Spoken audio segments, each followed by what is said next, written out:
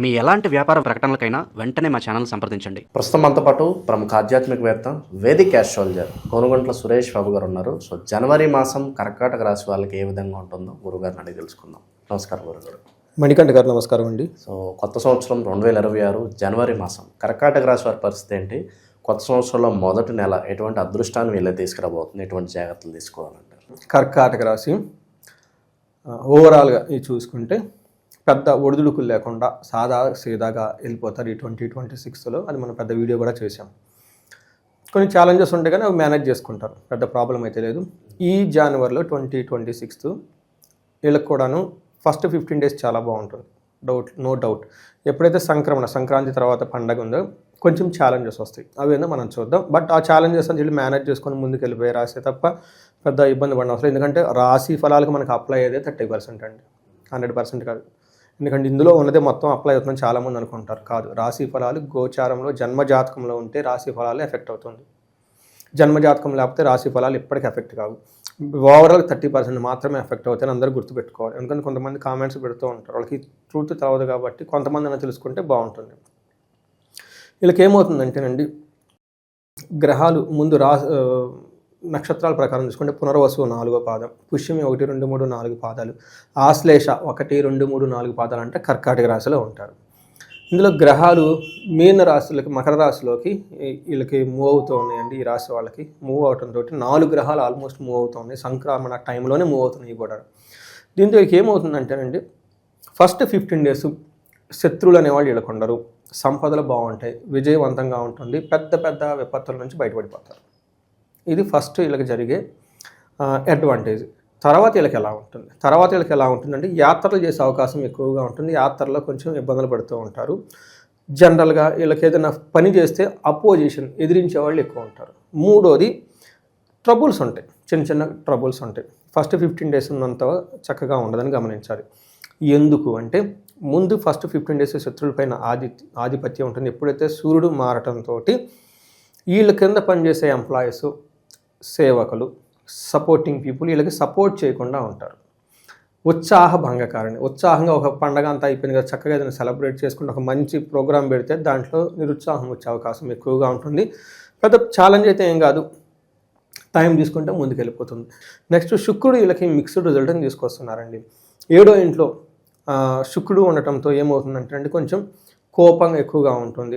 తర్వాత స్త్రీ జాడ్యం, లేడీస్తో కొంచెం స్ట్రగుల్స్, ఇబ్బంది పడుతుంటే, ఇన్ కేసు స్త్రీలు అయితే జెంట్స్తో కొంచెం ఫ్రిక్షన్, వాళ్ళు వీళ్ళని స్మూత్గా పని చేసుకోనికుండా ఇబ్బంది పెట్టే అవకాశం ఎక్కువగా ఉంటుంది. లాస్ట్లో లవ్, రొమాన్స్ చాలా బాగుంటుంది. వెకేషన్కి వెళ్ళే వాళ్ళకి చాలా బాగుంటుంది, చాలా ప్లేజర్స్ ఇవన్నీ ఎంజాయ్ చేస్తూ ఉంటారు. ఓవరాల్గా వీళ్ళకి ఒక మంచి టైం అని మనం చెప్పుకోవచ్చు ఈ రాశి వాళ్ళకి. నెక్స్ట్ కుజుడు వీళ్ళకి 2వ స్థానంలో ఉన్నారండి. 7వ హౌస్లో ఉండటం ఏమవుతుంది అంటే కొంచెం మనకి అన్న వస్త్రాది రాహిత్యం, టయానికి భోజనం చేయకుండా మీల్స్ అంతా స్కిప్ చేసే అవకాశం ఎక్కువగా ఉంటుంది. పుత్ర భాతృణం క్రోధ అంటే అన్నదమ్ములతోటి పుత్రులతో గొడవ పడే అవకాశం ఎక్కువగా ఉంటుంది. బట్ ప్రాఫిట్ బాగుంటుంది, జాబ్ బాగా చక్కగా చేసుకుంటూ ఉంటారు. ఒక విషయం, వీళ్ళకి ధన నష్టం జరిగే అవకాశం ఎక్కువగా ఉంటుంది. జ్యువెలరీ పోయే అవకాశం, ధనాన్ని కోల్పోయే అవకాశం, వీళ్ళకి తెలవకుండా హిడెన్ ఛార్జెస్ బ్యాంకులో వాళ్ళు వేసేస్తుంటారు. క్రెడిట్ కార్డు బిల్లు ఉండొచ్చు, వీళ్ళు పాపం ఏదో పనిలో బిజీగా ఉంటారు, ఇది జరుగుతూ ఉంటుంది కానీ కొంచెం జాగ్రత్తగా పెట్టుకోవాలి. సో ఈ టైంలో విదేశాలకు వెళ్ళడము, అక్కడే స్థిరపడాలి అనే ఆలోచన ఉండడం కరెక్టేనంటారు ప్రస్తుతానికి? విదేశాలకు వెళ్ళాలి అనుకున్న వాడు కలిసి వస్తుందండి. ఎందుకంటే గురుడు వీళ్ళకి 12వ స్థానంలో ఉండటంతో ఫారిన్ రిలేటెడ్, ఫారిన్ ఇన్కమ్ ఇవన్నీ కలిసి వస్తుంది.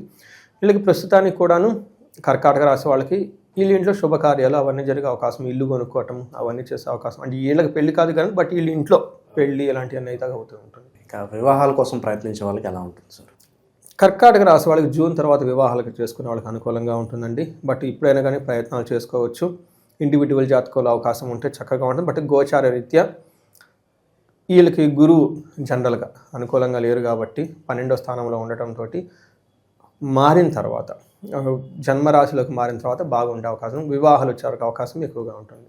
శత్రువుల పరిస్థితి అండి గురుగారు, వాళ్ళ నుంచి ఏమైనా ఇబ్బందులు ఎదురయ్యే అవకాశాలు కనిపిస్తున్నాయి? వీళ్ళకి శుక్రుడు, కుజుడు 15వ తారీఖు వరకు 6వ స్థానంలో ఉన్నారండి. శత్రు నాశ అంతః, శత్రువుల్ని అంతం చేసేవాళ్ళకి వీళ్ళు నిద్రపోరంట. అందుకని చెప్పేసి వీళ్ళ దగ్గరికే ఎవరు రారు. రానప్పుడు ఇంక శత్రువులు ఏమంటారు. ఇక విశేషంగా ఈ నెలలో ప్రత్యేకంగా ఎటువంటి పరిహారాలు చేసుకుంటే బాగుంటుందంటారు? వీళ్ళకి అంతా బాగుంది కాబట్టి అండి, ఎక్కడైనా కనుక ప్రాబ్లం అనిపిస్తూ ఉంటే వీళ్ళకి సూర్యుడికి ఆర్గ్యం చేయటం, సూర్య నమస్కారాలు చేయటం, ఫాదర్ల ఫిగర్ లాంటి వాళ్ళకి హెల్ప్ చేయటం, గవర్నమెంట్ అఫీషియల్స్తో చక్కగా మాట్లాడటం, బాసులతో చక్కగా మాట్లాడుతూ ఉంటే లాస్ట్ 15 days బాగుంటుంది. ఇవి కామన్గా చేసుకునే పరిహారాలు. మరి కొంతమందికి వాళ్ళ జన్మ జాతకంలో దోషాలు ఉంటాయి. అప్పుడు ఏం చేయాలంటే ఒకసారి హారోస్కోప్ చెక్ చేయించుకోవాలి. చెక్ చేసుకుంటే అందులో ధనానికి సంబంధించిన ఎక్కడ బ్లాకేజెస్ ఉన్నాయా, ఏంటి గురు శాపాలు ఇవన్నీ ఉంటుంటే ధనం రాదు. కొంతమందికి విపరీతమైన జ్ఞానం ఉంటుంది, నాలెడ్జ్ ఉంటుంది, ఆ పని సరిగా వాళ్ళ జ్ఞానానికి సంబంధించిన పని వీళ్ళ దగ్గరికి రాదు. గురు శాపం. నువ్వు జ్ఞానం అయితే చేసుకున్నావు, ఆ జ్ఞానాన్ని సంపదగా మార్చుకునే యోగం లేదంటే గురు శాపం ఉంటుందని మీనింగ్. మీ పక్కన చక్కగా లేడీస్ ఉన్నారు, వాళ్ళు మీకు సపోర్ట్ చేయట్లా. కూతురు మాటిందు, భార్య మాటిందు, తల్లి తిడుతూ ఉంటుంది, లేదంటే ఆఫీస్లో ఫీమేల్ కొలీగ్స్ తెగ ఇబ్బంది పెడుతూ ఉంటారండి, మీకు స్త్రీ శాపం ఉంది, మీకు వాళ్ళకి కనెక్ట్ అవ్వటం లేదు అని దాని మీనింగ్. కొంతమంది చూడండి చక్కగా హెల్ప్ చేస్తుంది, మదర్ హెల్ప్ చేస్తుంది, భార్య హెల్ప్ చేస్తుంటే, కూతుర్లు బాగా చదువుకొని మంచి పేరు ప్రఖ్యాతులు తెస్తూ ఉంటారు, ఆఫీస్లో ఫీమేల్ స్టాఫ్ బాగుంటారు, ఒక హోలిస్టిక్గా ఉంటారు వాళ్ళు. సో ఇలా లేదనుకుంటే స్త్రీ శాపం. ఇలా కొన్ని బ్లాకేజెస్ ఉంటాయండి, మనకి 11 రకాల శాపాలు అంటారు. అవి చిన్న చిన్న బ్లాక్ తెలవదు వీళ్ళకి. మనకు అవి స్కూళ్ళలో చెప్పరు. అది it the science beyond science. మన స్కూళ్ళలో ఓన్లీ ఈ కెమిస్ట్రీ మ్యాథ్స్ చదివేసండి, ప్రోగ్రామింగ్ రాయండి, లాజిక్ రాయండి, సాఫ్ట్వేర్ జాబ్ వేసుకోండి, శాలరీ వస్తుంది, వీకెండ్స్, ఇంతే. అప్పటికి వాళ్ళకి అయిపోతుంది life achievement, you or through. But అది కాదు. ఆ తర్వాత యాక్చువల్గా 35 to 45 మిడ్ లైఫ్ క్రైసిస్ అంటారా, ఈ బ్లాకేజెస్ అప్పుడు ఎఫెక్ట్ అవుతాయి. రాసుకోండి, ఎవరి జీవితం అయితే 35-40 వరకు గ్రోత్ ఉందో అక్కడ ఆగిపోయారో ఇది రీజన్. పితృశాపాలు చాలా ఉంటుంది. లైఫ్ ఈజ్ నాట్ అది కదా, చాలా ఇంకా ఉంటుంది. ఇవన్నీ చూసుకుంటే చక్కగా వీళ్ళకి లైఫ్లో 10 అంతలు ముందుకెళ్ళి రాసి వాళ్ళు ఏదైనా ఉందంటే కర్కాటక రాశి. ఎందుకంటే కర్కాటక రాశిలో పెద్ద ఇబ్బందులు పడేది అయితే ఏమీ లేదు. ఒక గురువు మాత్రం ఉన్నారు కాబట్టి, బట్ గురువుని తృప్తి చెందడం చాలా చాలా ఈజీ. అవన్నీ తెలుసుకుంటే వీళ్ళు లైఫ్ 10 అంతలు ముందుకెళ్ళి అద్భుతంగా ఉంటారు. ఓవరాల్గా కర్కాటక రాశి వాళ్ళందరికీ ఈ జనవరి మాసం ఏ విధంగా ఉంటుంది, ఎటువంటి జాగ్రత్తలు తీసుకోవాలి, చాలా బాగా వివరించారు. ధన్యవాదాలు. ధన్యవాదాలు.